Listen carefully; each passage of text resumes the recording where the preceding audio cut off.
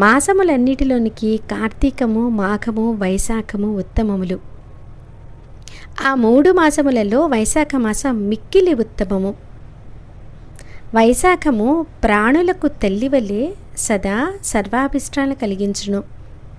ఈ మాసమునందు ఆచరించిన స్నానము, పూజ, దానము మున్నగునవి పాపములన్నిటినీ నశింపచేయును. ఈ మాసమున చేసిన స్నాన, పూజ, జప, దానాదులను దేవతలు సైతం తలవంచి గౌరవింతురు.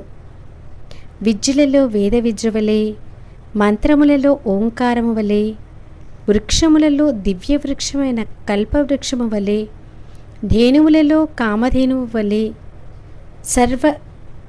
సర్పములలోనూ శేషుని వలె, పక్షులలో గరుత్మంతుని వలె, దేవతలలో శ్రీ మహావిష్ణువు వలె, చతుర్వర్ణములలోనూ బ్రాహ్మణ